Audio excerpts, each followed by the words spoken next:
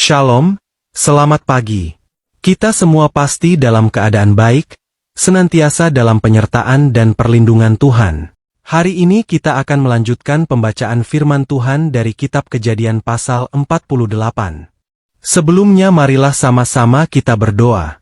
Bapa kami di surga, dikuduskanlah namamu, datanglah kerajaanmu, jadilah kehendakmu di bumi seperti di surga.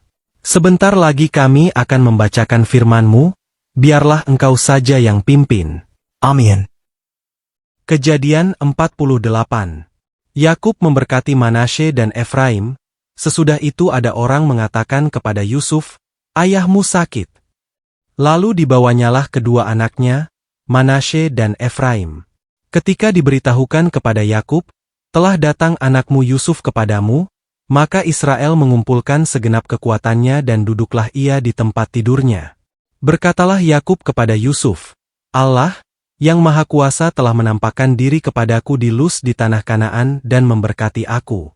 Serta berfirman kepadaku, akulah yang membuat engkau beranak cucu, dan aku akan membuat engkau bertambah banyak dan menjadi sekumpulan bangsa-bangsa.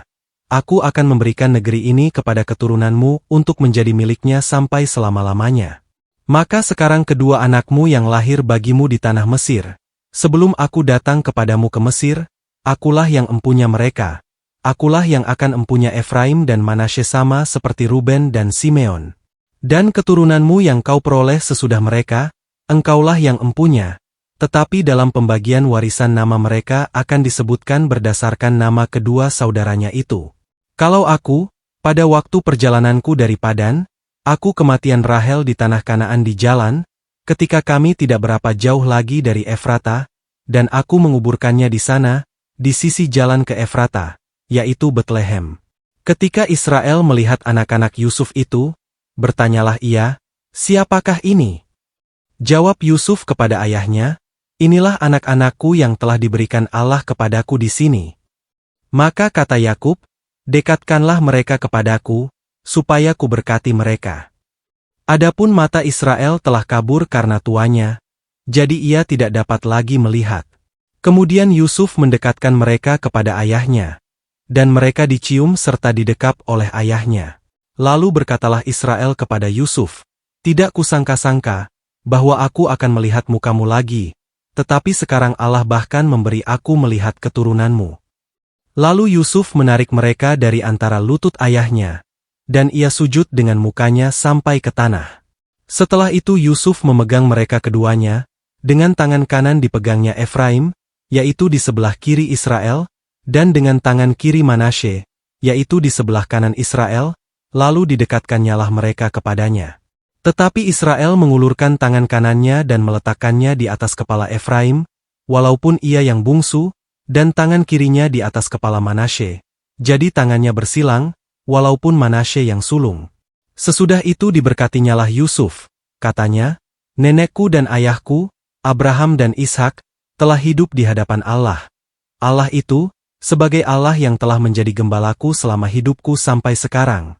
Dan sebagai malaikat yang telah melepaskan aku dari segala bahaya, dialah kiranya yang memberkati orang-orang muda ini, sehingga namaku serta nama nenek dan bapakku, Abraham dan Ishak, termasyhur oleh karena mereka dan sehingga mereka bertambah-tambah menjadi jumlah yang besar di bumi." Ketika Yusuf melihat bahwa ayahnya meletakkan tangan kanannya di atas kepala Efraim, hal itu dipandangnya tidak baik. Lalu dipegangnya tangan ayahnya untuk memindahkannya dari atas kepala Efraim ke atas kepala Manasye. Katanya kepada ayahnya, "Janganlah demikian, ayahku, sebab inilah yang sulung, letakkanlah tangan kananmu ke atas kepalanya." Tetapi ayahnya menolak, katanya, "Aku tahu, anakku, aku tahu. Ia juga akan menjadi suatu bangsa dan ia juga akan menjadi besar kuasanya. Walaupun begitu, adiknya akan lebih besar kuasanya daripadanya, dan keturunan adiknya itu akan menjadi sejumlah besar bangsa-bangsa." Lalu diberkatinyalah mereka pada waktu itu, katanya, "Dengan menyebutkan namamulah orang Israel akan memberkati. Demikian, Allah kiranya membuat engkau seperti Efraim dan seperti Manasye." Demikianlah didahulukannya Efraim daripada Manasye. Kemudian berkatalah Israel kepada Yusuf, "Tidak lama lagi aku akan mati, tetapi Allah akan menyertai kamu dan membawa kamu kembali ke negeri nenek moyangmu. Dan sekarang aku memberikan kepadamu sebagai kelebihanmu daripada saudara-saudaramu, suatu punggung gunung yang kurebut dengan pedang dan panahku dari tangan orang Amori. Amin. Makna Kitab Kejadian 48 menceritakan saat Yakub, Israel menjelang kematiannya dan memberkati dua anak Yusuf, yaitu Manasye dan Efraim. Pasal ini syarat dengan makna rohani tentang warisan, iman, dan kedaulatan Tuhan. Berikut makna-makna pentingnya. 1. Iman Yakub di masa tua, pada ayat 1-4.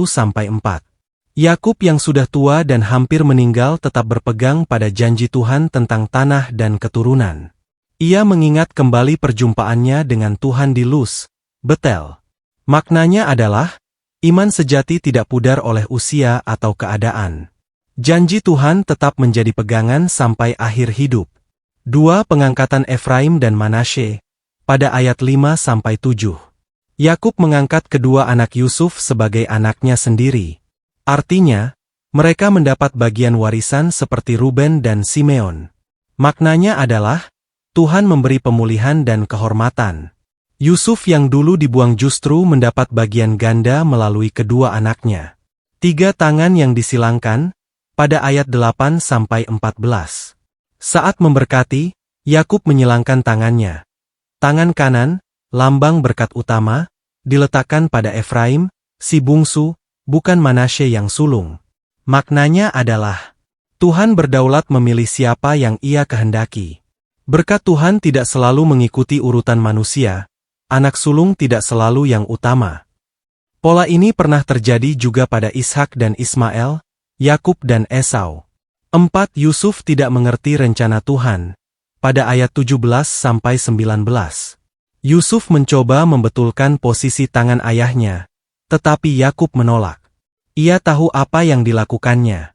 Maknanya adalah, rencana Tuhan sering melampaui logika manusia. Apa yang tampak, terbalik menurut manusia bisa jadi adalah pilihan Tuhan. 5. Berkat dan nubuatan, pada ayat 20-22. Yakub bernubuat bahwa Efraim akan menjadi lebih besar daripada Manasye. Dalam sejarah Israel, suku Efraim memang menjadi salah satu suku terbesar dan berpengaruh. Makna utama pasal 48. Tuhan setia pada janjinya dari generasi ke generasi. Tuhan berdaulat menentukan siapa yang dipakainya. Berkat Tuhan tidak selalu mengikuti sistem manusia. Iman harus diwariskan kepada generasi berikutnya. Demikian pembacaan firman Tuhan beserta maknanya untuk hari ini. Sampai bertemu besok. Tuhan Yesus pasti memberkati kita semua. Amin.